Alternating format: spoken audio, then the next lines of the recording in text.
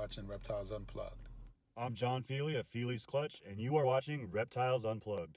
This is Will Rose from Royal Canadian Reptiles, and you're watching Reptiles Unplugged. Guys, it's KB Reptiles. Team Helga. Team Beard. And you're watching Reptiles Unplugged. It's Justin from Jacob Luck Reptiles, and you're watching Reptiles Unplugged. Nick with Renowned Reptiles here, and you're watching Reptiles Unplugged. It's your boy Harry Wayne from Royal Canvas Exotics, and you're tuning into Reptiles Unplugged. You're Triple B, and you're watching Reptiles Unplugged. All right, what's going on, everybody? So we already kicked that off with a bang, but there's our little bit of our intro. And as always, I'm Joel from State 48 Exotics, and it's another Wednesday Friends Day, right, Adam? Wednesday Friends Day, man. So this is Adam from Beach Bum Exotics. Thank you all for joining us tonight. We do this every Wednesday. Typically every Wednesday at 6 p.m. Pacific, 9 p.m. Eastern. We'll have a guest twice a month, and then the other weeks filling in, Joel and I talking about Scribble Scrabble. Yeah. And tonight, Scribble Scrabble basically. So tonight we've got MJ, and MJ, I'm going to turn it over to you. Tell these people who you are, man. Sheesh! What is the business? How's everyone doing out there, man? Here we go. It's really a privilege. It's an honor, man, to be on this podcast, especially with, Joel and Adam, and more importantly, with everyone who's following and watching right now. What's up, everybody? But yeah, I'm MJ, guys, in the flesh, guilty as charged. This is it. With the Snake Trap, and then also EXOTICS CARTAL. I run 2 pages, but I'm ready. I'm ready to, talk about whatever we want to talk about. Hopefully, just snakes. Yeah, right? yeah. I mean, that's what we're here for. We could talk about your Barbie collection or something, I guess, as we get going. But I got stories.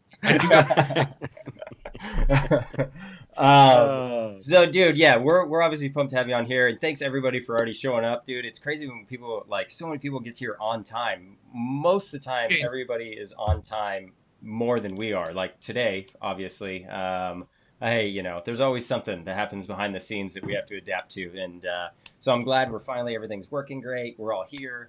This is going to be a great night, man. I'm super excited. 100%. Yeah, this is going to be great. Man, I was really stoked when you agreed to be on the show with us, MJ. So it's an honor for us to have you over here. And recently, man, you've been pumping out some awesome stuff from the Snake Trap, and I'd love to hear kind of how you got started and a little bit about you, dude. I mean, it's kind of like it all started at a childhood. I had a relative back east who, was into really crazy exotic animals. And when I say exotic animals, like he had ostriches, like real, not emus, but real ostriches. And, he just had acres of land. And as I think I was 5, 6 years old, just running around on that property. I had no other choice but just to fall in love with these animals, because right off the bat, I'm looking at these animals that were like imports from Africa and stuff. And I'm just like, this isn't like, wait a minute, this isn't in every America. In America, this is not in everyone's backyard. Like this is something very unique, right? So right off the bat, I took advantage of that. So I was flying back east every summer. And then I got a chance to go into his reptile house. He had a house on the property that was solely for reptiles, and he, instead of the rooms being to live in, there were chain link fence for anacondas. Like I'm talking about 18-foot anacondas. Like right. I can't even really remember all the species he had because it was so long ago. But long story short, man, I was obsessed with snakes. That was my passion. I got my dad to buy me a ball python when I was 6 years old on a Christmas I will never forget, and that was my initial boom, I knew that reptiles was meant to be in my life. And I had no idea it was going to lead into what it is now. But, it was just that connection, which I'm sure a lot of people have with any pet. It could be from a goldfish to a rat. I see rat lovers out there, that's weird, but. Right. Sorry. Sorry. No, actually, I could see that. Actually, I take that back. I have holdbacks. I have my misfit rats that I breed that aren't getting they're getting pushed aside to get milk, and they're all malnourished. Those are the ones I don't feed off. I'll feed those and end up keeping them. But anyways, back to what I was saying. Oh, I like it, dude. I like it. Anyways, what I was trying to say is basically that initial present in Christmas, getting that snake. I knew I was meant to have snakes, and then as I was throughout my whole life, I always had some sort of snake. If it was either a ball python or a boa constrictor, And then I went a good time. I went like majority of my 20s without no snake. I was really heavy into the music scene.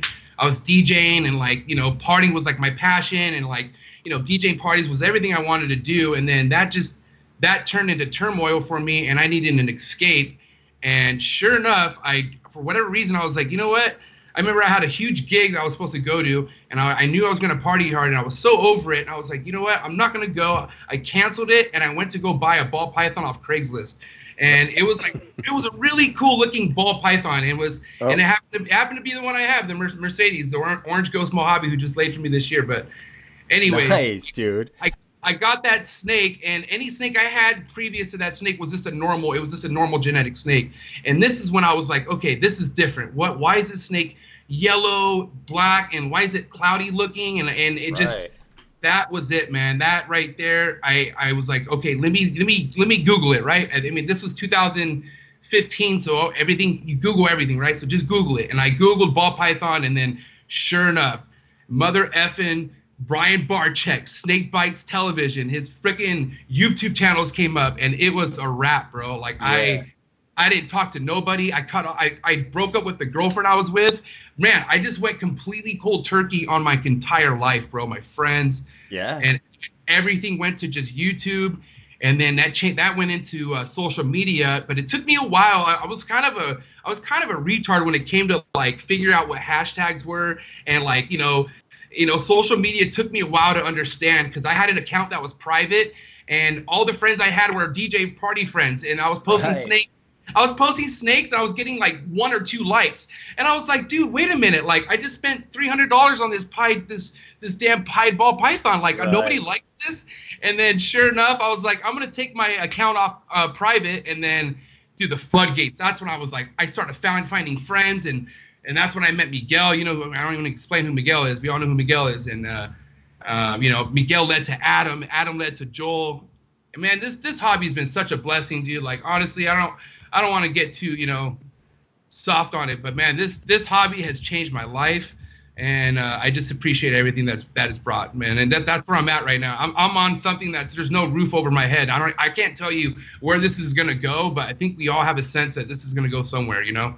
Yeah. No, I completely agree. I mean, it's endless, first of all, so that's obviously huge. You know, when there's no ceiling, we can take this hobby anywhere it wants to be. I mean, we could still refine it down to like even the dog shows with the best pied, not just a pied. You know, like there's so many directions you can go in this industry. You know, it's pretty cool. Yeah. 100%. Serious question though, and I got disconnected for a brief moment. Did anybody ask MJ if you rode the ostriches on your uncle's property? Did you ride them? No, hell no. My stepdad, my stepdad. I have a stepdad who's kind of crazy. Stepdad. He's trying to prove a point all the damn time, and he actually like I was at that time. I hated him, so he's always trying to like do something to make me like laugh or like him. And I'm not gonna lie, this guy literally jumped on an ostrich and he rode it, dude. Like I mean, I couldn't believe it. I don't know if he was high at the time. I don't know what was going on. I was like 13, 14, but that was the first. That was the first point that he got, and I was like, you know what? All right, maybe. And I love him now. This is years ago. You know, it's my stepdad. I had to put him through hell, right? So, right. But, yeah. Makes sense. Yeah. Anyways, that question. Man. Yeah. No, man. I did not have. I mean, I have balls, but I'm not that stupid to. I mean, what? I saw how big those damn ostriches' feet were, bro. Like I knew, like. Dude, anything you could be sliced. I'm just good. I'm not gonna go out like that. I'm straight. I lost a rock paper scissors battle at one of my Cub Scout camps, and I was forced to go ride an ostrich. That's ballsy, bro. I mean, I don't know. No way. Birds also though, birds intimidate me, man. I'm intimidated by birds, bro. Dude, the ostriches are not cool. I will tell you, I got chased down by like 5 of them before like grabbing onto the side of them. The rancher came out, shot some salt rock at us, and we ran away. That's with the ranchers. And why? If it was me who was a rancher, I'd be shooting your ass. Yeah, it was just salt rock though. One of my buddies got stung in the leg with it. So it's all good. Gosh, that's funny, man. What a weird story. See, you learn something new every time on Reptiles Unplugged. Yeah. Adam used to be riding ostriches. MJ was actually smart enough to not ride an ostrich. Like There's a lot going on right now, dude. Which brings me to my next topic. Say no to crap. Adam, by the way. Oh, man. Oh, that was. Oh, Yeah. my God. This is actually an intervention. Right. It just turns out. So we're all here, Adam. No more ostrich riding. I No more promise not to ostrich ride. riding. No more More crack. ostrich. Okay. Oh man. Okay. Sure. So serious. Let's throw a serious snake question at you. So sounds like snakes kind of changed your life for the better. What have you been like most passionate about? Let's just start with ball pythons as far as like, let's say, projects go or anything like that. Like what do you think's like your like this is what you love, kind of style? Well, I mean, it all started with the dark. Like, I like dark stuff. I mean, I don't know if it was because it was a dark time why I started at the time starting ball pythons. It was GHIs from the beginning that just made me. I was just like, oh man, this thing is just unique. It's really awesome. And then looking into the super GHIs, and then obviously, I think shortly after becoming friends with Miguel, that's when he bought that GHI Mojave Hypo. Yeah. That was freaking and that was the groundbreaking point for me. Like, I honestly, a lot of snakes Miguel posted were a lot of groundbreaking points for me with ball pythons. But then not only Miguel, man, like you have Ozzy, like you just have a group of people that are just smashing it in so many different directions to where, like, I mean, GHIs is I don't know if I'll even go much further than what I have now, because like I have a true passion for chondros and emeralds, and I just don't know if I'll ever tap into a $5,000, $10,000, $15,000 project with the ball pythons. Like, Right. I mean, just out of respect, because it's like so many people are doing it, man. There's people dropping freaking mad money on ball pythons, bro. And like, I have total respect for that. And it's just like, I'm more of a logical breed. I'm breeding what I feel like. Look, I'm rolling the dice that are more likely going to roll me sevens versus, let me invest into something to where, like, I waited, my 3 years into, get, no visuals. Not that happens. It's just gambling. Yeah, there's a certain amount of risk to it for sure. But that's the prize also too. That's I understand. That's the whole. That's how some people see it. But me, I'm keeping it simple, and what I like is working, and I'm just gonna work off of that. And then, don't get me wrong, I'm not gonna say I'm not gonna add anything else from here on out. That's definitely not. That's not realistic. It's just Well, that's what I've loved about you, MJ, man. You're always setting your own path, right? And you're so like excited about the stuff that you're working on producing. So that's what, attracted me. Like when we first met, that sounded very awkward, but I did. I like where you're at, man. Yeah, you know what I mean, man. Yeah, no, You know we what I get mean. it. We get it. MJ and I dated like once. Okay, it's out. Okay. like shopping. No, but for real, man, like that. Yeah, you work with so much different stuff, and you're really picking out the projects that you work with ball pythons that, like you're saying, aren't the newest gene out there that's going to be 3K, 5K, whatever, right? But you're still amping it up, Absolutely, dude. Your season, I feel like, was incredible this year. Just in the ball python stuff, like some of those snakes that you were hatching out they were ridiculous. Like, hard to identify ridiculous because they haven't been around. Stuff like that. That's a great season you had. It all falls down. I mean, this is something I've been saying from day one. It's quality over everything, man. It's if you're getting your snakes from quality breeders, somebody that you don't have to question. You know what I mean? And it's not going to go bad for you. Even if you don't hit a visual, it's going to be a noticeable het that you could sell or still work off of. But man, it's not.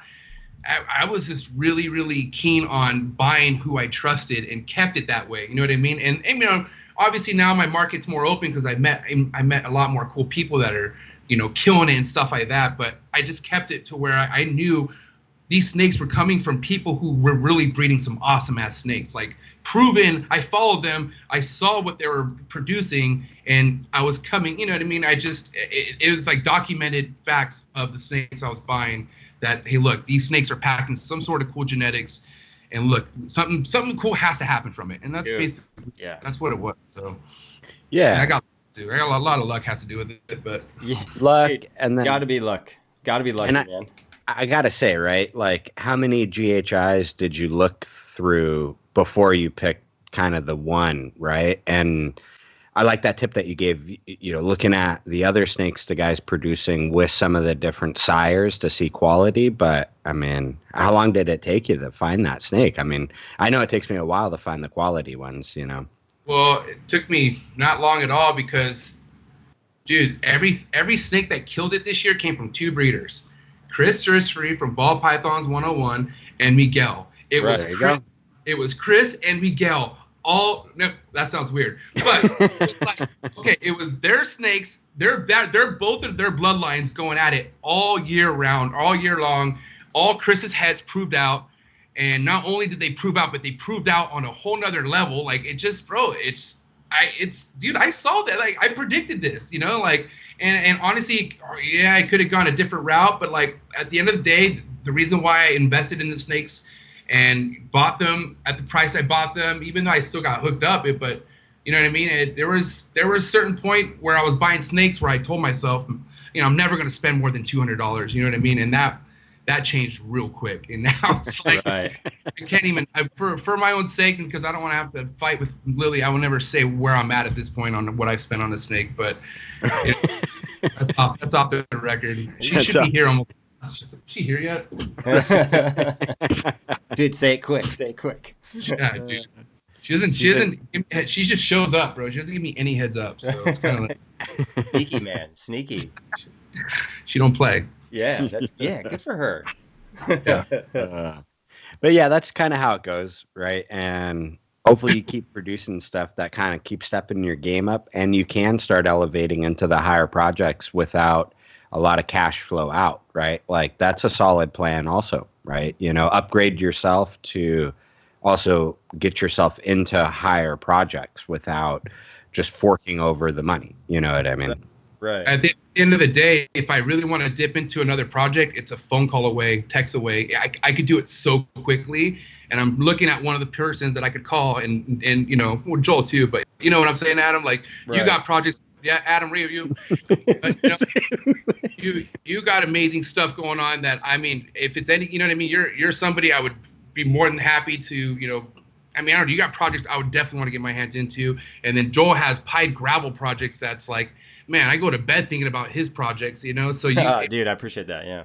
It's just, I'm surrounded by guys who are just like, I mean, there's no limit, man. Like, I'm just saying, we all have our own unique style of what we're doing, but it's all world-class, top-of-the-line stuff. You know what I mean? It's not watered down. I'm all about keeping it as pure as possible, bro. I don't want to water stuff down. And that's why, you know what I mean? I try to keep it as simple as possible, you know? Yeah. For sure. Yeah, but simple, beautiful, and simple quality is better than complicated, bad quality. You know, and I feel like people will sometimes take a better deal on like a more expensive snake that isn't as good just to get the genetics, but just to get the gene. Yeah, that right. that already puts you at a disadvantage, though. You know, so it's like you don't want to do that stuff. You always want to buy the best version of what you're buying. You know. Yeah, and if for kind of anybody new to keeping ball pythons or interested in getting into it, that's a really good tip right there, right? Like, just because it says the name of the genetics, if it doesn't have that look that you're looking for, you know, maybe the animal's not right for you. Don't get too excited just because it's $150, $200 less than what you're used to seeing or whatever the price range is. Right. But yeah, for sure, man, for sure. Don't do what I do. Tell you that much. You know, I had to learn the hard way in my first year of collecting ball pythons, because I jumped from 4 ball pythons to like 40 within a couple months, and it was all me buying snakes that just looked awesome. I didn't know anything about the co-dominant recessive genetics. I thought, hey, look, I mean, I think it was a killer bee or a bumblebee. It was something I was like, what the hell? It threw me off so much. So I like ended up buying a bunch of spider-looking genetic type snakes and thinking I could put it with a pied and it was going to make pieds with that. Man, I was very, very lost in the beginning because I did not slow my roll. I did not really kind of look into what I had to do. And you know what I mean? Luckily, I was able to bounce out of it okay. And I was, survived it. But man, if anyone else, it's just like, just do your research. Just slow down and do your research for sure. Yeah, exactly. Slow down, right? There's no reason to race out and get just as many snakes as you can under your belt, and less is more a lot of times. More heavily less. Yeah. I ended up selling. I ended up flipping all those snakes and like started from scratch, and then that's when I turned all that money into like GHI money with sorcery, and that's basically when I regamed everything, and it did work out in the end. Like I said, thankfully for the social media platform and meeting a bunch of you guys and stuff. So yeah, we got lucky. We had some other serious questions come in. What are your thoughts on supernormals for anybody looking into those? That would be Jesse Garcia. And that's courtesy of Jesse. Yeah. Untapped dude. He's selling nothing but supernormals right now. He's killing it. Yeah. He's only selling supernormal because you guys know that Miguel put him in charge with selling the snakes, right? And unfortunately, the only thing selling are supernormals. Yeah. You know what's gonna happen, man. Right. Love it. We've also had some questions coming in about like kind of the hypo game. I know your hypo game's pretty strong. Yeah. What's your favorite hypo combo out there? I mean GHI Mojave Hypo right now. Yeah. I mean, I don't want to say pinstripe. I mean, I didn't think pinstripe was going to make it look like how they came out. I'll tell you that much, because I did a lot of researches on GHI pinstripes, GHI Mojave pinstripes, and they didn't look like anything that came out of that egg for me. So that really threw me off, and it got me liking it. I just, I know there's spider lovers out there. I'm just not a spider person. You know what I mean? So I mean, if I could go without spider in it, I'm gonna go that route. And just, I mean, I want to chase what Miguel has. I told you that's my end result at some point. So I think I'm a step closer with the female I got. And I'm pretty sure I'll get there if I get the right GHI hypo to pair with her, however many years from now. It'll happen. So, but you know what I mean? Yeah. Go ahead. Along with the spider gene, so why don't you like it? Is it a look thing, or is it the neurological issues? Well, I mean, it's not. I don't think like, they shouldn't be bred. Why? I mean, if people like that unique personality of that snake, good for them. I mean, that's to me, it was weird for me. I would come into my room and like, oh man, I remember there was a time where I couldn't sleep because I was so I was obsessed with my snakes, and I would just come in all the damn time. But every time I would come in, this poor little snake was just like, and I was just like, what the hell is wrong with this thing? And to me, it was kind of disturbing. I felt like it's like almost seeing a kid with special needs or something. Like, I don't know. It was like, I felt bad. I mean, it ate fine. It was normal. It went to a really nice lady who has it as a pet. It's still doing great. Honestly, I didn't want that in my line. I didn't want to breed that. I didn't want it in my mix. But I wasn't thinking like, oh my God, let's ban it. Let's make it illegal. No, that's BS. Yeah, it was just a decision that you made, right? Yeah. Right. Now that's not, like I said, I have a pinstripe hypo that is a banging ass snake and has no issues. She has no wobbles. It was the bumblebees. I had bumblebees and killer bees, and they all had that same weird trait of just like, just going to. They were bad, huh? They were just going to, I don't know where they're going, and it was just like, man, even when I had them out, I'll pull the tub and they're still doing it. And it's like, yo, like, I have to slap them to wake them up. And I don't know if their moms did drugs. I don't know what's going on. I don't know. But at the end of the day, I was like, look, quality over everything. To me, that's not quality over everything. To me, okay, like I said, don't stop buying spiders, people. They're still cool snakes to buy, and they're awesome with combos and everything. I just from what I experienced, I'm good. I don't. Yeah, that wasn't something that you wanted to keep doing. Joel, what are your thoughts on that? On the spider it's crazy because I'm I kind of lean on the same side as MJ there. It's just for me, a lot of the combos that I see that I really enjoy and really like, it involves pinstripe. So I was fortunate enough to just kind of like pinstripe more than spiders anyway. Yeah. So that was, I don't know, that's kind of the side I lean on too. I think there's a lot of combos that mellow down the wobble on spiders, and I think that some spiders are obviously tremendously worse than others, and some don't have any wobble at all. And so maybe there's something, you know, in the far off future where if we were only breeding the spiders with no wobble or little signs of it, maybe we could weed that out. You know, I don't know. It's a weird gene. I heard it was something to do with like I heard it had to do it with majority it being spider to spider. Like if you have a snake that's majority spider and you have another snake that's majority spider, then that's what creates that. I mean, that's what I heard. That's what somebody told me. I don't know if it's true, but I mean, I don't know. Yeah, I mean, I've heard the story too that like the neurological issue came in on some of the initial imports, right? And it's always kind of been just something that's followed the gene a little bit. Some display it more, some display it less. Sometimes, you know, doing some tricks. Some people have had really good clutches. For me, I mean, it's not really an ethical like decision either, right? Like if you really like working with the gene, work with it. I've seen some spiders that have pretty gnarly like head wobble issues. So anybody that's kind of new into it, right? That's kind of what we're talking about with the spider gene is they have a nasty habit anytime they're stressed out or like, you know, high activity time. They won't right themselves when you flip them over. So if you flip a snake over, you'll notice how it will automatically put its head back and start rolling its body. With spiders, you'll see them kind of get lost, right? They'll lift their head. They won't know how to turn it over. Or you open the cage and they'll be like body's cool, but their head's like pointed up, you know, doing weird stuff. Is just off, seemingly. Right. And it's completely different than all the other snakes that you have type of thing, right? You just notice that difference.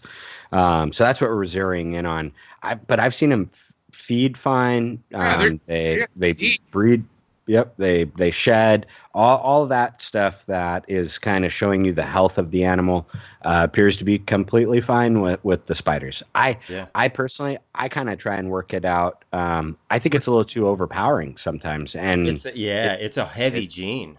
It's a very heavy gene, right? Yeah. It's very, but that's what makes it so pretty in so many different combos, you know? Oh, very true. Yeah. Used the right way, you could produce some crazy stuff. I mean, you know, I have to give Kevin from Nerd some props for really like, oh my gosh, yeah, you know, bringing that and marketing that. And that guy needs a damn medal, bro. I mean, he needs, he has a lot of quality. Like a lot of stuff that he does is the top of the line quality. Like, you know what I mean? I'm not saying I don't want to get to his level of where he's at capacity wise, but just the fact that what he has is just top of the line, you know what I mean? And it's like, man, and he's producing it too, which is awesome. So, yeah, pretty dope, dude, for sure.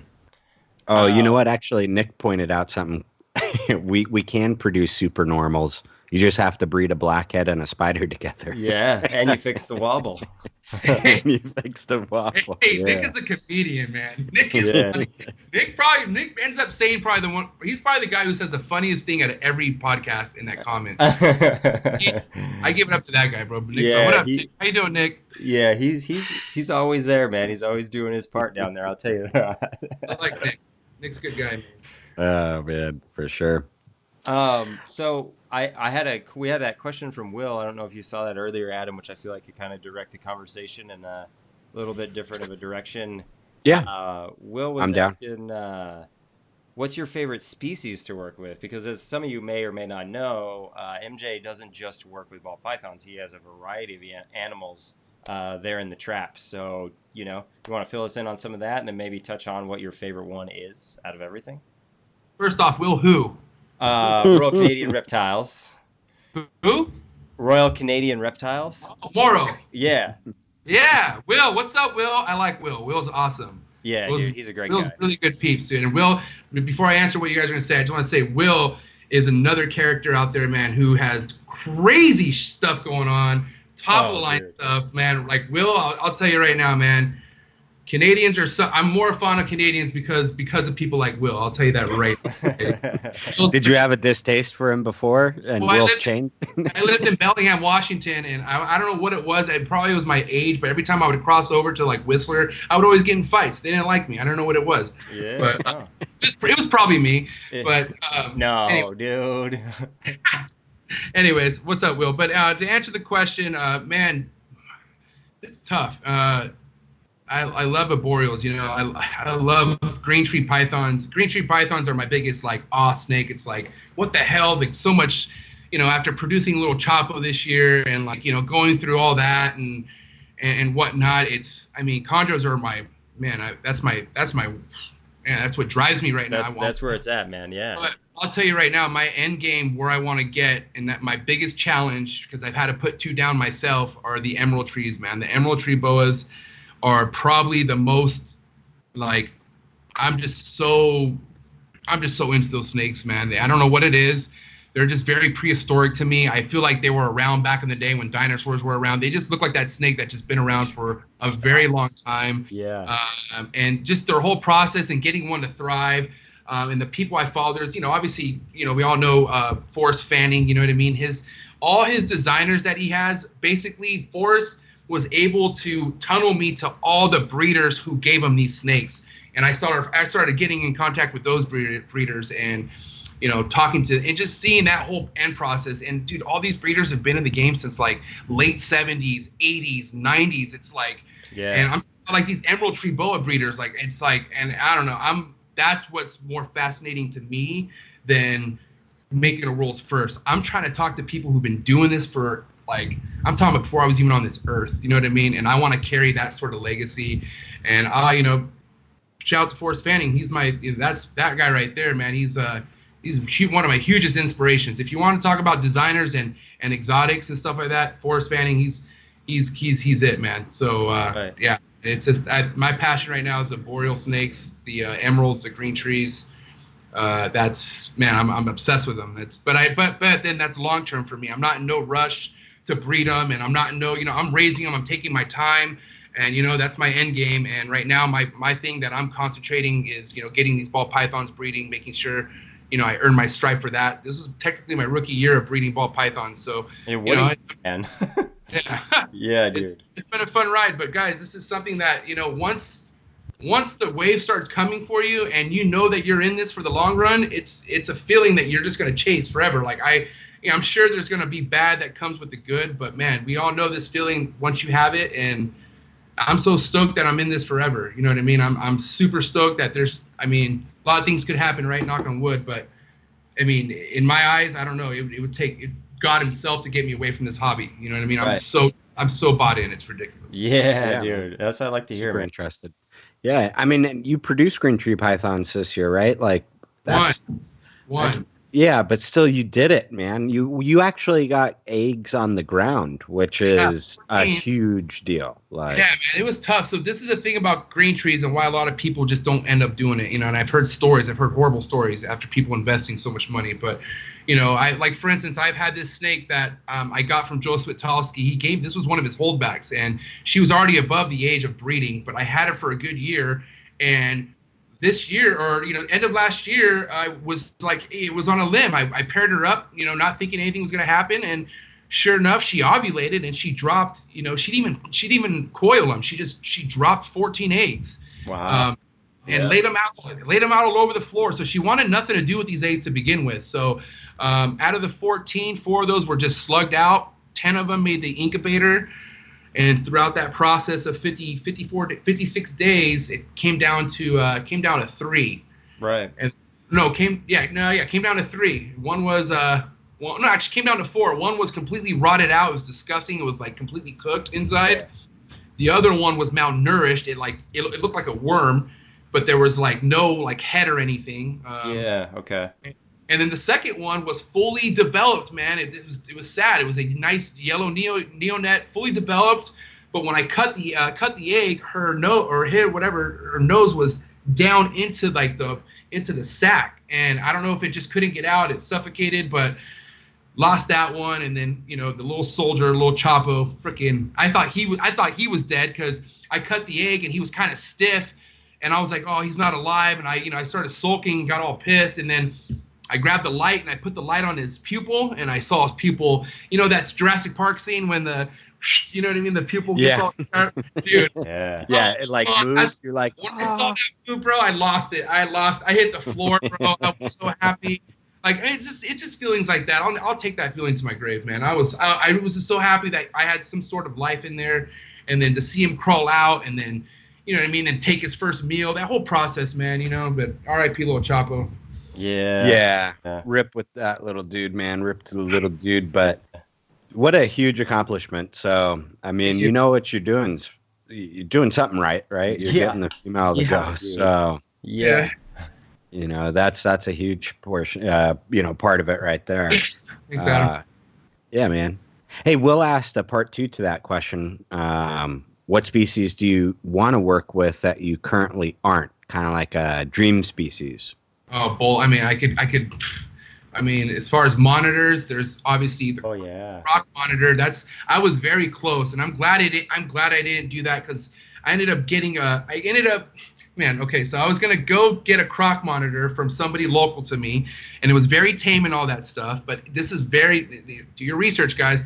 This is before I had to understand how much freaking maintenance a monitor, how much they eat. Dude, okay, so bottom line, I think it was Joe or somebody was like, I got talked out of it, and I was like, I went to a pet shop, and a pet shop had a really nice looking Nile monitor. It was very I thought it was like, at first I thought it was an Asian water monitor, but it was a really nice Nile. And I was like, all right, so this guy's really mean. The guy bites. I'm like, let me get my stripes. Let me earn my stripes with this Nile. Let me see what I could do with it. Let me see if I get it tamed down. Yeah, right. That was a joke. So this guy Louis, his name was Louis. Freaking dude, this guy was too much. But I got Louis. I had Louis for just about a year, and when I got rid of him, he was just under 4 feet. But bro, at that point he wouldn't eat in front of me. He wanted nothing to do with me. His tail whips were breaking my skin. You know what I mean? Man. Yeah. And this is like, winter time because I would take him from in and out of the trap. I would put him outside in his outside cage during the day, and on my way to work, I'm freaking having to deal with like bleeding, and like I was like, what am I doing? So I don't know. Reality sunk in. I was like, you know what? This is something to where if I want to get back to this league of league of species, like a monitor, and especially like a croc monitor, because I'm never gonna, if I get a croc, I'm never gonna get rid of it. That's my dream species, right? But also don't want to put myself in that position. So I'm glad I took my licks with the Nile monitor, and my paths will cross at some point. I'm in no rush, but my dream species, to answer your questions, Will, is definitely croc monitors and black dragons. As far as the monitors go, my buddy Corey, good friend of mine, who I'm like I said, I'm getting lucky connecting with all these people. But Corey from Toothless Reptiles lives about 20 minutes from me. He has a damn croc facility, okay? This guy, nobody's doing what this guy's doing in the United States. I'm telling you right now. What he's doing is so legendary, and he's like an unsung hero right now. And I'm like, I get it. We all like, we praise people like Nerd, but dude, Nerd ain't got shit on this guy. And you can quote me on this. You could quote me on this because I've seen it. But anyways, Corey, that's amazing because Kevin's done major work with monitors. So crazy. Yeah, but he's not doing what Corey's doing. But anyways, at the end of the day, guys, what I'm trying to say is I have, I see what this guy's doing. It's right there in my vision. So and I see what he has to deal with and what he has to put up with. And it's definitely it's a big load. It's a lot of work on top of having to take care of 100+ snakes. So, that's just something it's going to happen at some point. Once my 9 to 5 goes away, then I'll definitely start, I'll become a Tom Crutchfield or something, Yeah, heck yeah, dude. Nothing wrong with that, dude. You're already halfway there, man. What's up, Tom? If you're here, is Tom here? Yeah, right. Oh man. Oh yeah, but wait, okay. My part two answer to that though, snake wise, is Bolin's. The Bolin pythons is by far the man. I mean, I'm sure it's everybody's dream at this point because they're so popular now. But man, that was the first snake that I saw that was worth spending to me. That was worth spending $8,000 on. I mean, that's in my and it wasn't a ball python. It was. I was like, okay. I mean, obviously it wasn't feasible, but in my head I was like, how can I make it work? And obviously it's gonna work 20 20. I don't know. Who knows? But I mean, that's a dream species for sure. Dream species is the Bolins, hands down. Bolins. Bolins and cool. Monitors. Yep, hands down. Yeah, man. The Bolins, I hear, listening to other more educated podcasts than ours are. Hey, this is educated. No, that wasn't a reference to you. That was a reference. Overall, general Joel and I in this piece. Without you guys, this would not be happening. Right. Yeah, we are the clowns of this party for sure. But the Bolins, not too many people have bred those in captivity, right? I mean, no, that's like short list, right? That's another thing. Like, dude, I like the challenges. Like, I want to.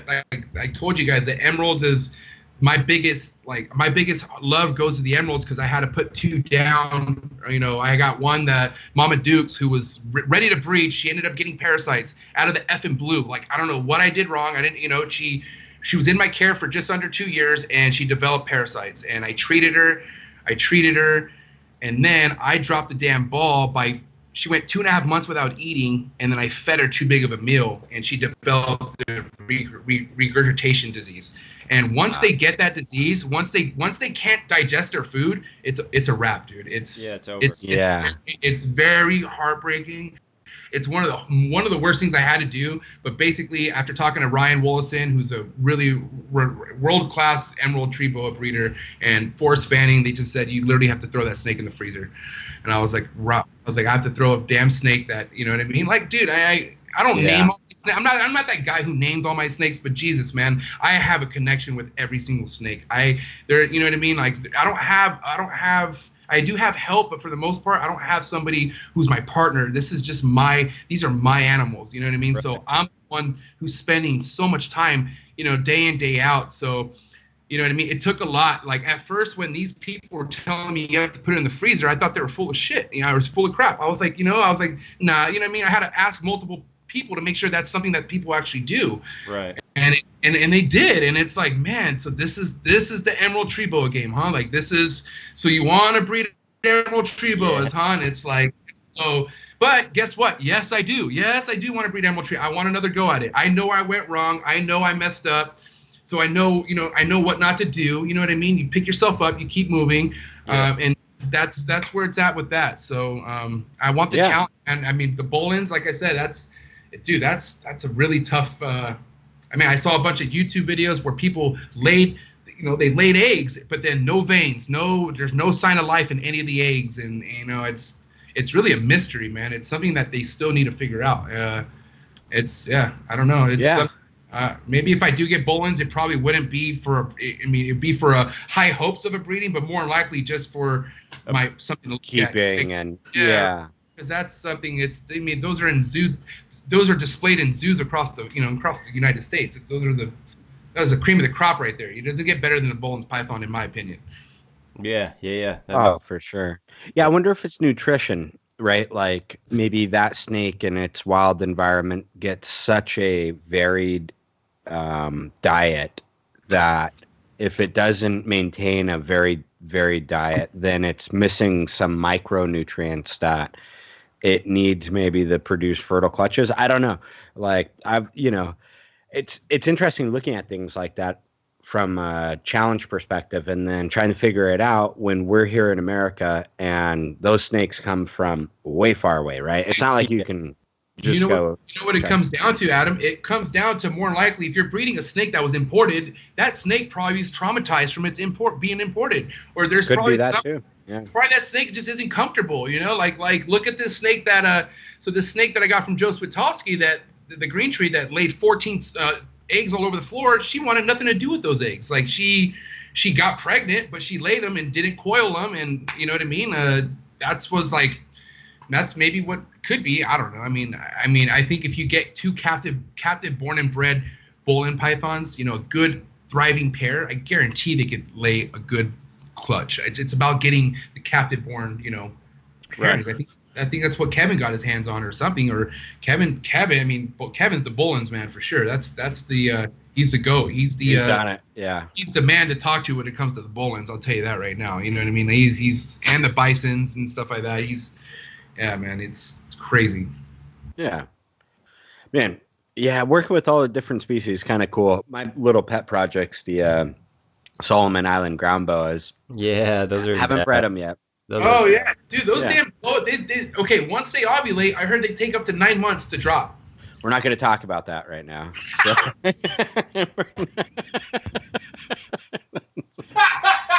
That's crazy. I didn't know it was that long. It's not quite that long. It's not quite that long, but it is a very it's way extended past ball pythons.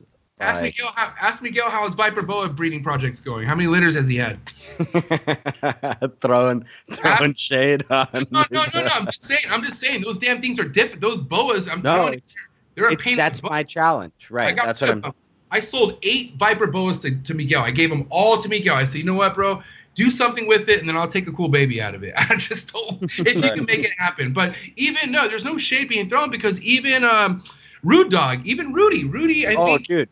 He's had good locks. He's had even snakes ovulate, even Viper boas ovulate. And I could have sworn, I was like, dude, this dude's gonna get a litter, and nothing happened. And I was like, what the hell? So it's like that's a patient type project where I feel like if it happens, it happens. But it's like, don't put it on your calendar. Just go with it. You know what I mean? Yeah, just go.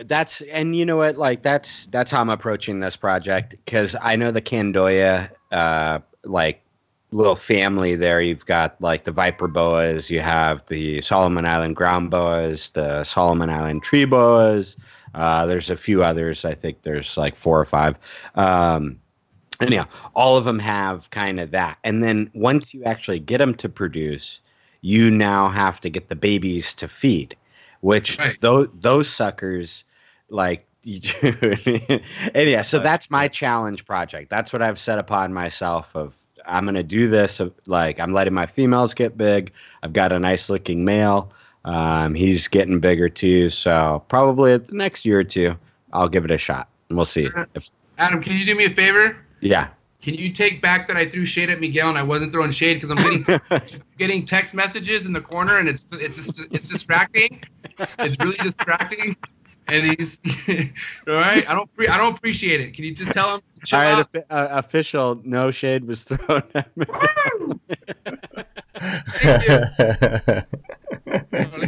Let me disable my messages real quick. There we go, dude. So he's lurking in the. Yeah, he's lurking in the background. Is that what's going on? all of a sudden, all the times I want him to lurk, now he lurks. Yeah, right. Okay, so I feel like that kind of takes us into like, so where do you see this ending up for you? You know, obviously this isn't your 9 to 5. Where do you want this to go? Do you see this hobby going like? Would you like with the direction you kind of want? Like you're not like strictly into ball pythons. You have all these like really cool projects you want. Do you want like a facility, or I guess where do you want to end up? I want to end up having definitely. I want to expand for sure. So this definitely what I have right now is a stepping stone.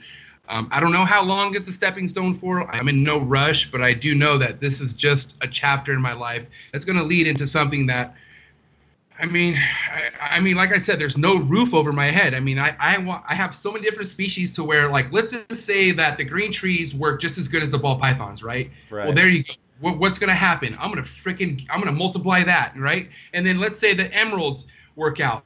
I'm going to go hammer on that. And then let's say that the retics work out, because I have some sick-ass retics. Like, we haven't even talked about my retics yet, okay? And then I have olive pythons. Then I have papana. I have apodora pythons. Man, I just have so many things to where, let's say Miguel opens that damn zoo, like that zoo he's opening, I'm going to be his biggest supplier. I'm going to be supplying this guy so many sick exotic snakes and animals just to put in his zoo. You know what I mean? But not only that, my end game, to answer your question, Joel, I would really like to become a nonprofit, go to schools, educate kids on snakes in general, especially in this area, because you have a lot of people that kill rattlesnakes for no reason. Yeah.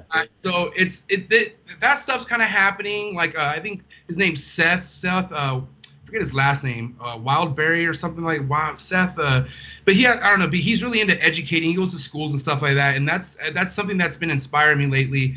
So I do know at some point with all the animals I have, it's not for me to keep for myself or to sell. It's to show children It's to educate people and just get people, like, I don't know how many people that I've blown minds showing them a snake that they used to be terrified of. You know what I mean? And Dude, yeah. to see a whole fear just get shattered within 5 minutes. It's like, what the hell? You know, it's like it's pretty rewarding, to be honest. And you know, it's just something that it just, man, that's not work to me. I mean, they say do what you love, like do what you want to, you know, love what you do. Well, that's really hard to do. And living in California, man, to do what you love, it's not really feasible. You have to have multiple grinds. You have to have so many different types of incomes to sustain a lifestyle out here where a lot of people can't do what they truly love. I'm very close to just doing what I love for the rest of my life. I'm like, you know, I still got a few years, but yeah, I could see myself if you ask me what I'm gonna do when I'm older, I could give you a whole, like, I could give you what page do you want? You know what I mean? Like, I'm pretty scripted right now. A lot of things could happen, you know what I mean? But I'm open game. Yeah, right, exactly. Yeah, that's the difference between a dream and a goal, is the plan part, you know.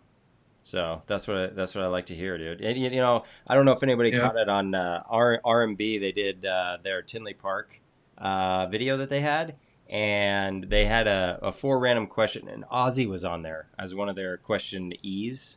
And it was what are you into? What are you passionate about? And he answered that financial freedom, you know, and I think that's you know, outside of like the snake industry and stuff like that, that's obviously everybody's goal, right?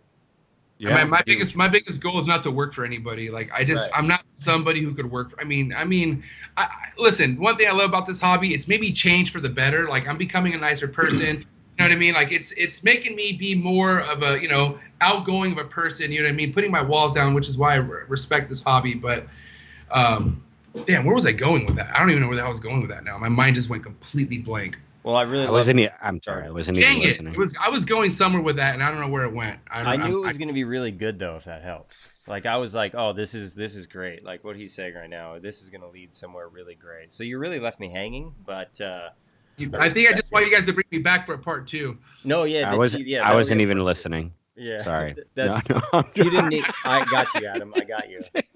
That happens about one time a day. So I'll just ask you a different question then. What's your favorite super in ball pythons? Super GHI. Yeah, super GHI. You're gonna nail that one down. I mean, obviously, but yeah. Yes, super GHI is. I mean, but then again, guys, I'm not like super. My knowledge could use work when it comes to other supers. I mean, I know there's super fires and stuff like that, but why don't you give me one of your favorite supers, Joel? Dude, super GHIs are really good. Oh, super gravel. My bad. Super gravel. Super gravels, yeah. I like super gravels. Okay, my bad. That's my favorite, hands down. Super gravels. Okay. Yeah, dude, those are rad. Obviously.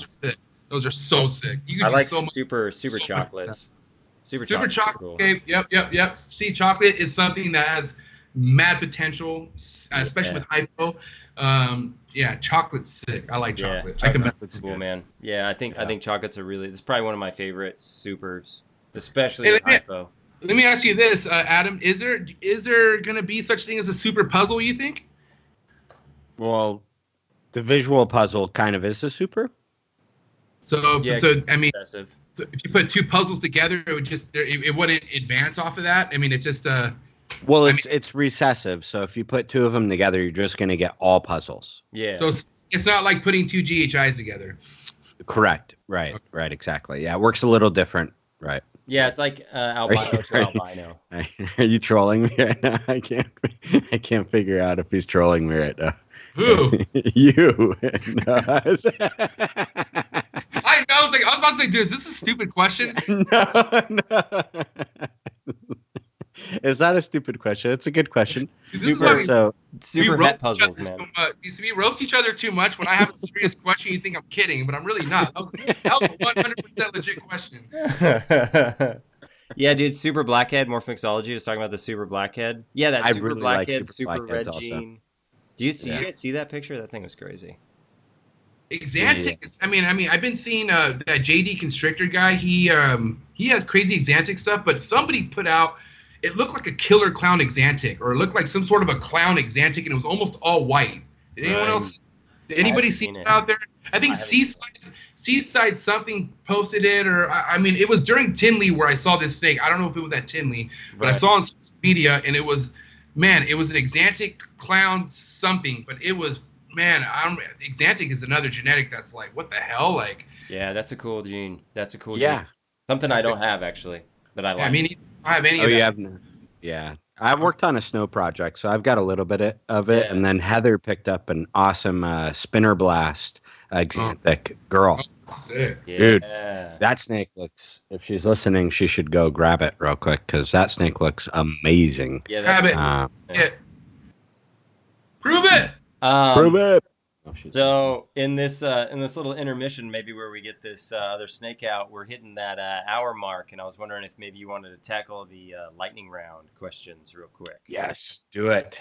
Bring it on. All right, dude. So obviously everybody knows how lightning round questions work, but just in case you don't, I'm gonna ask you a stupid question, and first thing that pops in your mind, you gotta answer, right? So here it is. This is that time of day. Would you rather vacation in Hawaii or Alaska? Hawaii. Okay, yeah, dude. Beautiful, beautiful. And Alaska's gorgeous too. It just depends what time of year. But I mean, if you're gonna like, oh, you don't pick, then yeah, Hawaii, hands down. Right. Okay, yeah. I'm a fan of Hawaii. So favorite candy. What's your favorite candy? Reese's Pieces. Oh my gosh, cold, frozen Reese's Pieces. Are you kidding me? I can't do frozen, but the cold is perfect. It's like, because it just, I don't bite it. I put the whole thing in my mouth, so yeah, it's just easier to chew that way. Yeah, dude. Yeah, a chilled Reese's Pieces. There is not a whole lot better than that, man. There isn't. That is very good. That's a good one. Probably best answer we've had yet. Yeah. That's a good man. Or only I agree with it the most. I don't know. It is an opinion piece, so yeah, you know. But okay, so are you more of a bath bomb kind of guy or a shower kind of guy? I would say definitely shower kind of guy. Shower kind of guy. All right. So now we have a fill in the blank, and it is Taylor Swift is, and then you. Whack. I love it. Yes. She has no dance skills whatsoever. Well, she is very white. Okay, that's yeah, obvious. My girl's very white. You should see her dance. Did you say white or whack? White. Yes. Oh. Were you trying to get me hurt, Adam? I don't... Why do I hear things so differently? Dude. Jeez. Yeah, Adam's been coming after you a little bit. Talk about shade. Hold on. Dude, Adam's been starting drama for you tonight. I feel a palm tree just grew over my head right now. Right, dude. so much shade around me. Gosh. Okay, boxers or briefs? Oh man, briefs. Dude, okay, yeah, I like these answers. I like where your head's at. Okay, you pass all the tests. Yeah. Now we have the last test, which is our unofficial last question. Is are you a button jeans or a zipper kind of guy? Okay, first off, where do they sell button jeans nowadays? I'm just curious. Dude, Levi's sells them. All right. That was a serious question. I'm gonna go with zipper though. Okay, yeah, fair enough. Everybody does. We asked the question, I think, strictly just to make fun of me. Actually, I think is what it is. But all it's doing is you're causing more time at the urinal. You know what I mean? Like you're in a button. No, dude, mine have 3 buttons, right? So you got 3 or 4 buttons usually. You leave the second button undone, and you only button the top, dude, and then you're ready to go. Because you have a process to wear your jeans, it's too much for me. What if you have to use all the buttons? Like, you know, there's some people who can't just open 2 buttons. You know what I mean? They need to open all 4. Well, that's like personal preference stuff, dude. Not everybody's built the same, you know. Well, that's why I would never go with buttons in my life ever, because like, what if you put button 1 on button 4? Then you have to go back, and then you're that guy. You. Yeah. And then the guy to the right's looking at you, and you're like, stop staring at me. Right. And then you're usually wearing a belt. No, I get it. I like to build my life around inconveniences, though. So that's kind of how I do things. That's how you roll, Joel. Yeah. To each their own. All right. So Adam, let's show that snake off real quick, and then we'll jump into live chat questions. All right, here we go. Yo, this is Ozzy. Sick. From Ozzy Boys. Look at this. I mean, There we go. Hit every single frame. I would have that type of spider in my mix 100%. Yes. Yeah, and actually, so this is one of the spiders, like no wobble, right? I mean, like I can grab her head, she doesn't freak out and go all weird. She just is.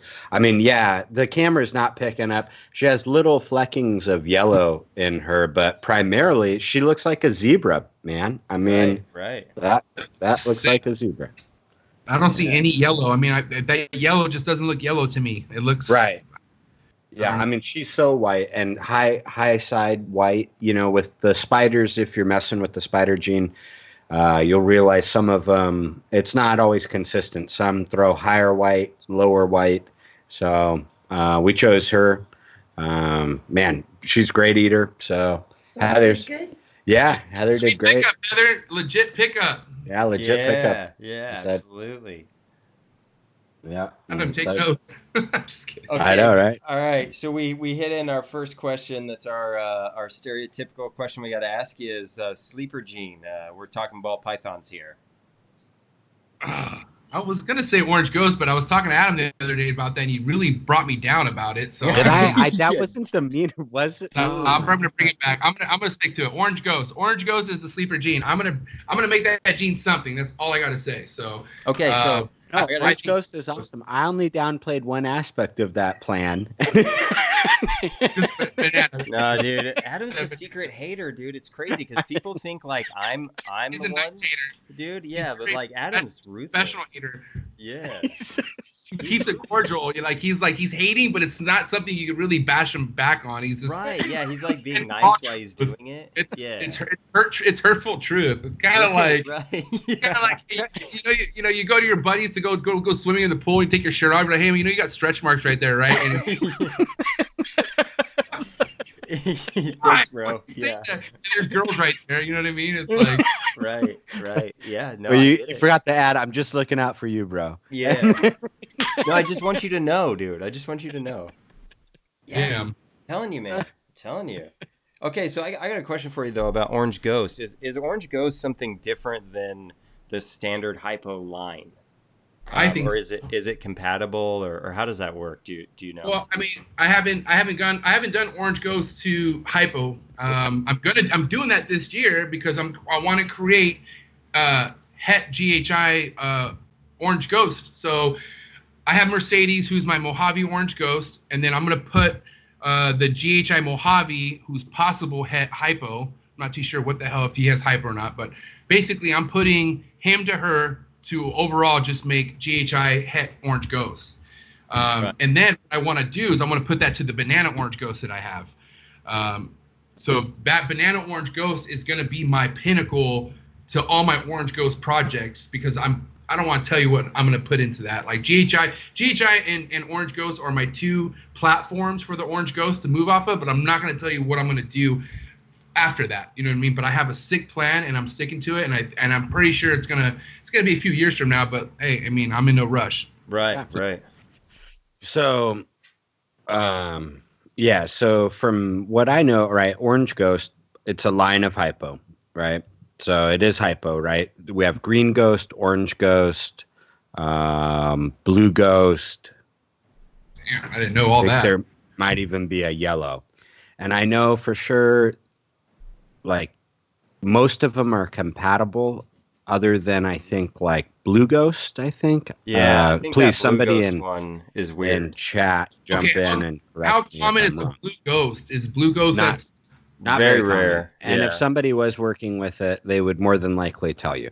Almost all of the hypo lines that you see listed like on Morph Market or reptile shows, things like that, they're all compatible lines. Yeah. Most of the uncompatible lines have been worked out, and people don't really work with those unless they're going to specifically list it as like this line type of deal. Yeah. There was wasn't there a line in Tinley that was being introduced that might be not compatible or something like that with the hypo gene that looked kind of hypo? I feel like somebody was telling me about that. I think so. Yeah. And then looking at comments just to make sure I don't want to go too much farther without being corrected. Yeah, there's like citrus hypos, stuff like that. Yeah, so there's just a bunch of different lines out there.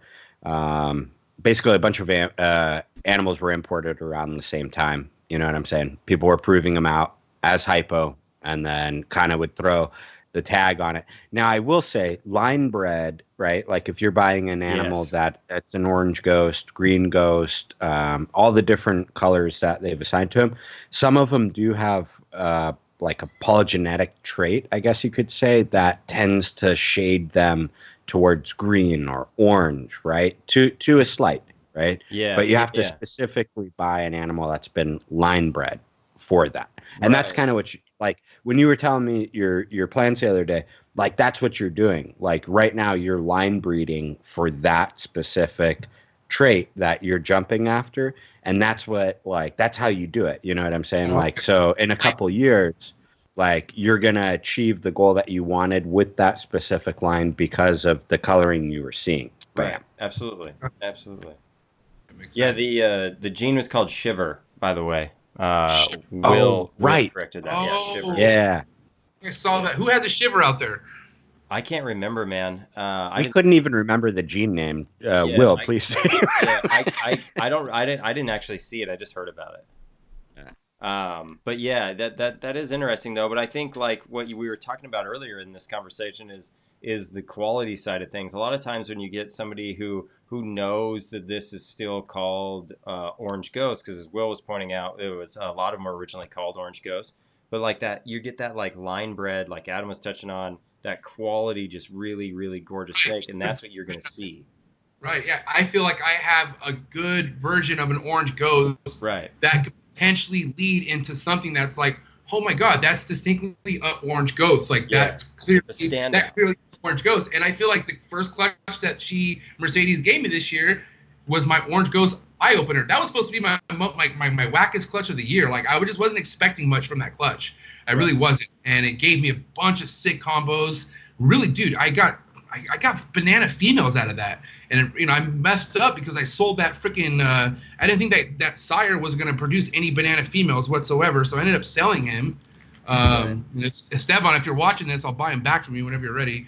Yeah, I mean, dude, I mean, I feel like, I mean, I don't know. I just feel like I know what I saw, and I feel like I'm sticking to it, and I feel like I'm in a good place with the orange ghost. And that's cool, man. I like that. I mean, too, like there's like the lemon pastel and stuff like that. They usually you can get these like line bred traits that are better. The 46 and 2 has that like Barnhart black pastel clown stuff that he does. That's so much better than normal black pastel to me. That guy is nuts. Yeah. There's so many people out there, but he's one person that's like, man, he just every time he posts that snake, it's like it's such a head jerker. We all know we brush through stories pretty quickly, just to get them off your thing. Don't lie. I know people. Yeah, everybody does it. Yeah, everybody does that, right? But then that's just one. I go back sometimes and I'm like, wow, what the hell? And I always shoot him a message. I always compliment. And if you see somebody's work out there that you like, shoot them a message. Let them know that they're doing a good job, man. I'll tell you that. That goes a long ways. I'll tell you that right now. Dude, for sure. Yeah. So good job to that guy. That guy's killing it on all levels of the playing field right now. Jeez. Dude, big time. We've had some other kind of questions come in there. I like how you were just saying, reaching out to people, letting them know what you think about the snakes, right? Somebody produces something awesome, just dropping them a quick little message like, man, awesome snake. I love what you're doing. Goes a long way. I've noticed like with your YouTube stuff, you're not like out there preaching the positivity movement, but you're very positive, right? And so what's your deal with that, right? Like when you're producing these videos, do you get amped up, or is it just, I don't know, man, what's your process with that? Well, it's my personality. I have, wear my heart on my, what is that saying? You wear your heart on your sleeve. You know what I mean? Like, I'm my emotion. This goes back to playing sports. I was a captain of the football team because I was the person to get everyone pumped up.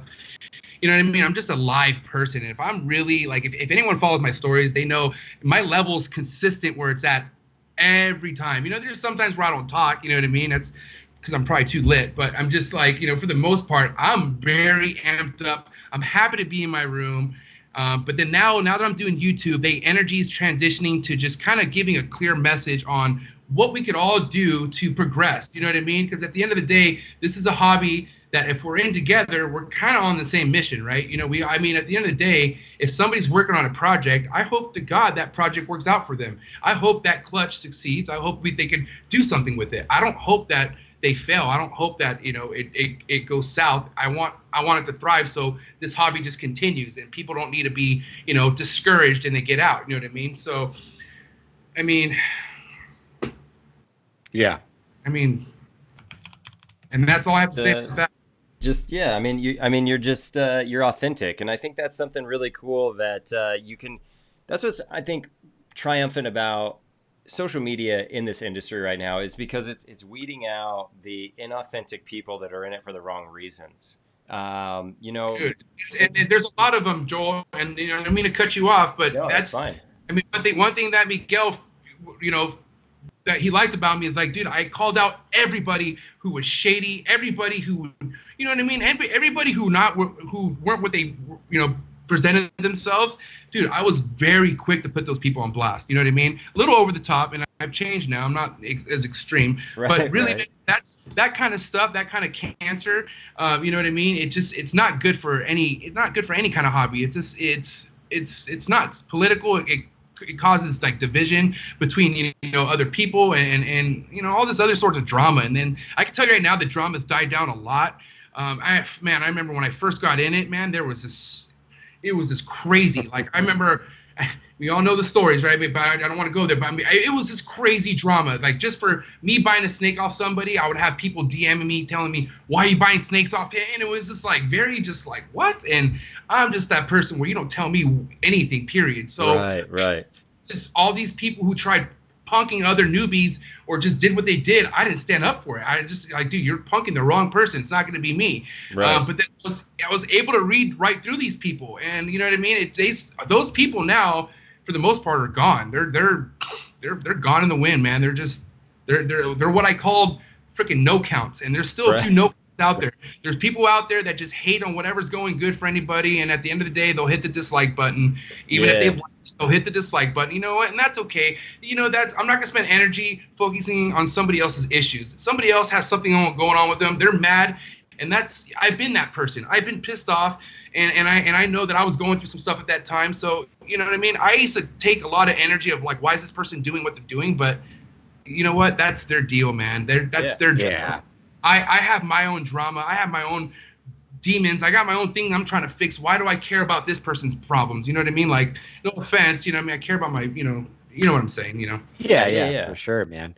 And that's the funny thing is like when you're kind of scanning around Instagram or Facebook or whatever, you see these people putting so much effort into blasting. I don't know what, you know, blasting people, doing all that. And it's like, wow, don't you have enough to worry about on your own? That's what I have to think because like it takes too much time for me. Like, dude, I mean, it already takes a lot of time running social media platforms. And MJ, like you have multiple platforms. That all that takes time, and then to put that time, you know, time is all we have, and to put that time into disliking or hating on somebody or doing anything on social media that like literally probably hasn't done anything to you, it just is like perplexing to me why you would use your time that way. You brought up a good thing, Joel. I'll tell you right now. One thing I respect every friendship I have with you guys, with Miguel, every breeder who gave me the time of day, they gave me their time. And to me, from the day, I mean, before this hobby, time is money. Time is everything. Yeah. Time is something we can't store and keep away. It's moving, right? So I knew people I reached out to that were way ahead of me in this hobby. They didn't have to reach out. They didn't have to answer my questions. They didn't have to give me the time of day, and they gave me their time. Right. And seeing that, look, this person, you know what I mean? And there's a couple out there mainly who just gave me their time.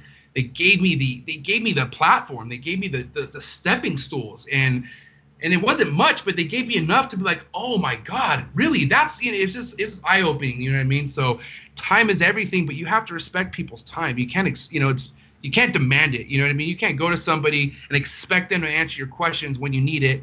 You know what I mean? Especially if you're not, especially if you haven't bought any snakes from them, you haven't really done anything for them. You can't. You're going to them while your snake isn't shedding right. I don't know. That's just, to me, it's like, yeah. You can't get mad if they don't respond to you. You don't Right. don't take it personal. I don't have time to tell you something that you could. Man, that's something a Petco employee could tell you on how to take care of a shed. You know what I mean? It's just, I don't know. Yeah, that's an interesting subject to touch on, though, because that, I feel like, too, goes back to the quality side of thing. When you're buying that quality snake, the snake is quality because the breeder is.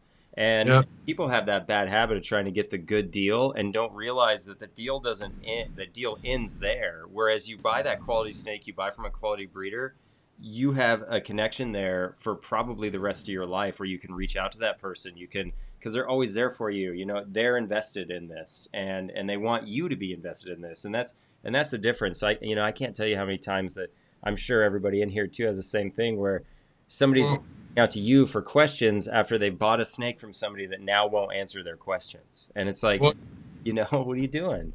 Well, I mean, like I said earlier, okay, I had 7 successful clutches this year. Mm-hmm. Every snake that produced those clutches came from 2 breeders, right? Chris Cercery and Miguel. Okay, I didn't just buy one snake from them. I had that connection. I bought the one snake, and that built the friendship. Okay, right. But the thing is, even before I bought a snake from Chris and Miguel, they put me on. They were friends to me. Those are the 2 people that really brought me in to where I was like, man, I'm friends with people who are really gonna make me elevate to where I need to go. And sure enough, man, look what their snakes did for me this year. Right, absolutely. I believed in what they were doing, and I thought what they were doing was amazing. I knew the quality was there, and that's why I was very, very confident this whole time, hashtagging quality over everything. You know what I mean? Day by day, everything. Dude, I knew this year was going to come, bro. And the thing is, like, this is just the freaking first year. This is my rookie year, bro. Next year, Jesus, man, it's just not going to stop. It's game time, man. It's really game time. Yeah, heck yeah, dude. I can't wait, bro. It's going to go down, and then. That's a good message, man. I like that. Yeah. It's all good things, bro. Yeah, all positive. Dude, that's a good message, man. I like hearing that. I like hearing, people having their great year, all that hard work, working out, and like all this effort and time that we've talked about, and it all just pays off. You did all the right things, and you get the reward. There's nothing like that for sure. But listen, also, I just want to clarify, I also went through having to put down 2 snakes. I had to go through losing snakes. I had to go through so much tragedy that I am numb to now. Okay, this is also something to where, like, man, I went through a lot of freaking like sleepless nights because of snakes that rolled on me, snakes that just that I had to learn hard lessons from. So I feel like, I had a great season, but you know what, a lot, good comes with the bad, and that whole cycle. It's just a cycle, man. All the heartache I went through, here's the good, you know what I mean? So that's what I'm saying. If you're going through a tough season, if you're going through tough anything, that's not the end result. You need to just keep pushing through. Wait for the good. The harder you're going through, the better the freaking positive is going to be when that wave comes, dude. Dude, 100%. 100%. Deep breaths, man. Everyone out there, I just want to say right now, if anyone's going through some stuff right now, just take a deep breath and understand that, listen, it's up to you where you want to go with it. And it's not the end. This isn't the end. So just keep pushing through, man. That's all I got to say. Yeah. There you go, man. I love that. That's words of wisdom right there. That's for sure. Just kind of keep going at it. Keep your head down. Keep working. Keep it moving. Yeah, keep it moving. Day by day. Sure. Let's go. Dude, that's this chat's going off right now, good in a good way. Like, everybody's loving it, man. There's lots of other questions coming in. Joel, you were about to say something. So. Oh, I was just gonna say I didn't know if you caught any of the questions. We're at that almost hour and 30 mark. We're trying to be respectful of everybody's time. I know everybody has life and everything they got going on, but I feel like maybe we could hit a few more questions. The last like 10, maybe 15 minutes here, if everybody's good with that. I don't know. How you guys? Yeah. You got time? Yeah. Okay. Yeah. Cool. Like yeah. Another 10 minutes. Let's see. I'm trying to scroll up to make sure I didn't hit. I got what's your dream ball python combo? From Will, yeah. Ooh, Will, damn, Will keeps hitting me with these dream snakes. Oh, yeah. Super. Okay. Ooh, I don't know. Man, give me a second. Okay, because I want gravel in it, but I would say off the top. Can we come back to that question? Because I don't want to say something. Yeah, come back. Sure. we can come back to that. Yeah, definitely. All right. How about this then? Yeah. Monarch or Ultramel? What do you prefer? Ultramel. Ultramel. All right. Let's see. Is there a reason behind that, you think, or what are you thinking more on the Ultramel?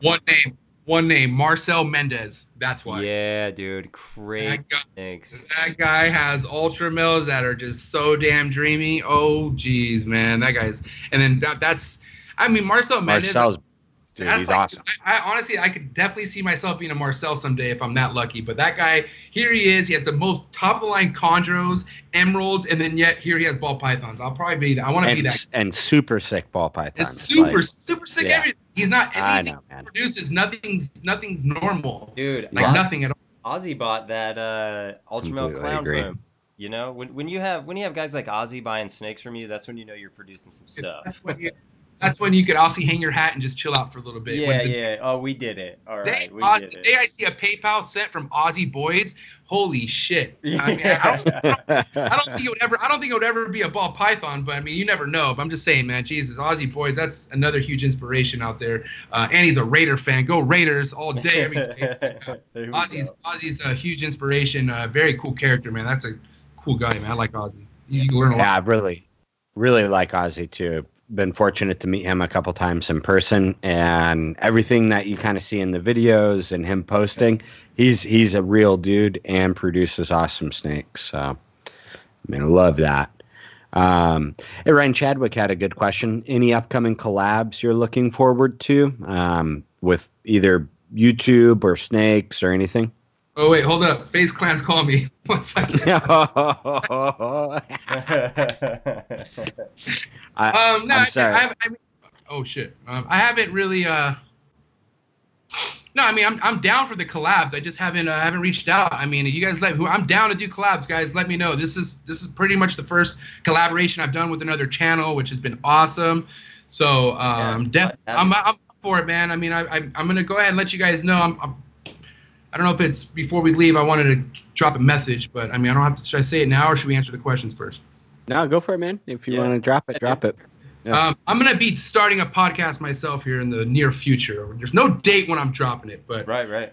It'd be unfiltered reptiles. So unfiltered, meaning I'm gonna have breeders. I'm gonna be, probably breeders that don't even have social media, hopefully. But that's my end goal, is to get some real deal people who normally don't speak to other people. I'm trying to get them involved. I want to see what they got to say. And then also I want to get other people on who just want to talk about whatever the hell they want to talk about. Yeah. So that's all I want to say. That's cool, dude. Oh yeah, that'll be awesome. Starting a podcast. Yeah, the more content, the better out there. I mean, it takes me hours to clean my snake room, so I need more content to go through. Absolutely. Yeah, and I don't want to listen to us either. Yeah, so. You guys are awesome. I listen to you guys all day. What are you talking about? I'm glad you can. I can't replay our shows. I'm like, why am I listening to myself right now? I know, and it's so weird. I feel like I forget some of this like stuff we're talking about. It's so cool sometimes. Some of these people on here, this has been a heck of an experience to get people like you on here who everybody has a different perspective, everybody has a different angle, and it's so awesome, dude. I love this stuff, dude. This is so much fun. It's really awesome just to get everyone else's opinion, because everyone else's opinions do matter, but at the end of the day we should all respect each other's opinion. Disagreements don't mean you should unfollow the person or dislike them or anything like that. It's just it's right, dude. Absolutely. You know what I mean? Let's just chop it up and let's get it out on the table. But I think I'm ready to tell you what my dream ball python morph is. Let's do it. I want to hear it. It's the one that you just hatched with Miguel. So if you want to, I'm dead serious. I'm in love with that snake. Dude. The visual hypo that you guys hit. Yeah. That right there is very groundbreaking to me, Adam. I'm very you know what I mean? I was upset because my whole plan of sending Miguel that snake was for him to send me that snake. I'm just kidding. That was definitely not the plan. Chill out, Miguel. I don't want to get texted in right now, but no, honestly, dude, that right there, I feel like that's kind of that definitely did something to me, man. That's that's a groundbreaking snake, bro. That's jeez. Dude, I mean, that's gonna be man. that's some next level stuff. I'm in love with that snake right now, bro. I mean, if you just, I mean, there's just so much you could do off that snake. I just feel like all in a good way. So he's talking about the yellow belly GHI Hypo het puzzle. Yeah, it's not a visual. Bummer. Jeez. Bummer. Not even a visual puzzle yet. I mean, so we've got the visual puzzle, and then I even want to take that to the super route. Yeah. Super yellow, like super GHI yellow belly hypo puzzles. I think is gonna look ridiculous. Like toss a little Mojave in there. Dude, could go crazy, man. Yeah. Yeah, that dude. I was just talking with Miguel earlier, and literally, that's my most favorite snake ever that I've been a part of, like producing. That thing is crazy looking. It just shed, I think, today too. So hopefully, shoot me those pics. Right. Yeah, I'll definitely shoot him, and then I think Miguel's going to be sharing on social media here pretty soon too. So it should be sick. Yeah, that's a cool snake, dude. Let's do a collab, Miguel, please. Yeah, there you go. Let's do a collab. Okay, so we got one last question, and then we'll wrap it up. Dennis asked, in your opinion, what constitutes a quality snake opposed to a not quality snake? You got to be able to trace the parents. You got to go. There has to be some sort of document. You know what I mean? I'm not going to go with somebody's word. So I mean, I would say, somebody's word is not quality to me. I mean, unless the snake just looks banging, then you're still rolling the dice. But if you could show me an Instagram page, if you could show me the parents, if you show me how long you've been doing this, I mean, I just need a paper trail. Paper trails to me is what, at least in my eyes, could be like, dude, this snake. I mean, because there's snakes out there that don't look as quality as what they could be, but then yet they have it in them. You know what I mean? Right. Like, dude, I have a pewter, right? 100% het clown, who was able to, prove out this. People think it's a super pastel, but it can't be super pastel because the cider wasn't pastel. But anyways, it produces really, really high quality freaking pastel blade clown. Like, this thing looks amazing. Like, it's a scale above most. So it's like, you know what I mean? But it's because I knew that, her sisters had I knew that she came from a clutch that had visuals, that the visuals were banging. So I knew there was no rolling the dice with this. Like, I knew what the doc, Yeah, had a lineage. Yeah, right. So that's in my eyes, that's what puts a quality stamp on anything, is documentation, or some sort of proof that, look, this is where they came from, and yeah. So. I think too a lot of that comes in pride of the breeder. The breeder doing the right things, starting. They also felt the same way. They were getting their snakes from a great place. They were. It builds on itself, finding those quality snakes. Yeah, and I think it depends what species that we're talking about too, right? You know what I'm saying? Because like chondros, retic localities, it's all about lineage. Yeah. Being able to trace that animal back, right? Yeah. With ball pythons, I think it can be a little subjective. You know what I'm saying? Like, for example, like certain morphs, some people like how it kind of sways it one way or the other. I mean, it's obvious with pastels, everybody wants the brightest pastel you can get, right? Right. Yep. GHI, though, I think is a varied gene where some people may sway one way or the other. Some might really like kind of the donut hole looking pattern that it kind of offers. Oh yeah, like you know what I'm saying? Like what leopard does, right? Leopard does that. Kind of like what leopard does, right? Others might really like more, because I've seen GHI do like a really clean dorsal stripe, but kind of more lateral, longitudinal alien heads. You know what I mean? That's so I think it's species to species, it kind of differs. With ball pythons, it's your personal taste. With other species, it's lineage. Yeah. Done. Yeah. 100%. You nailed it for sure. Art is subjective, man. That's for sure. For sure. That's it, right? Hashtag living art. Yeah, dude. For sure, dude. For sure. Okay, well, we're right at that hour and a half mark, dude. I feel like we're gonna wrap her up so we can get prepped for number 2. Dude, thank you so much for taking the time out of your day to come on this show. You know, it's crazy. It's crazy to get people on here, man, and it's people like you that keep this Wednesday Friends Day rolling, man. So thank you so much. Yeah, I appreciate it. You guys keep going out there. I appreciate every single one of you. Make sure you follow the Snake Trap Sessions on Instagram, Exotics Cartal. Don't forget to subscribe to the Snake Trap Sessions on YouTube. And what up to all my trappers out there? You guys are amazing, man. I didn't think I had actually loyal, trappers as they are, but man, I can't express the feelings I get from just these messages I'm getting from these cats out there. And I mean, man, I can tell you right now, you guys are making my day, day in, day out. And you guys are my big drive. So I appreciate every single one of you. And Adam and Joel, you guys are amazing. Thanks for having me on. Snake Trap merch is coming soon too. So winter 2019, get ready for the merch. Yeah. It's going to be dropping all over. So get ready. It's going to be going down. Links to all of MJ's things are in the description down below. So go click on those links. We made it easy for you. And give follows and subs, man. Yep. Shoot me a DM, say what up. Any questions you guys got, come holler at me. I got you guys.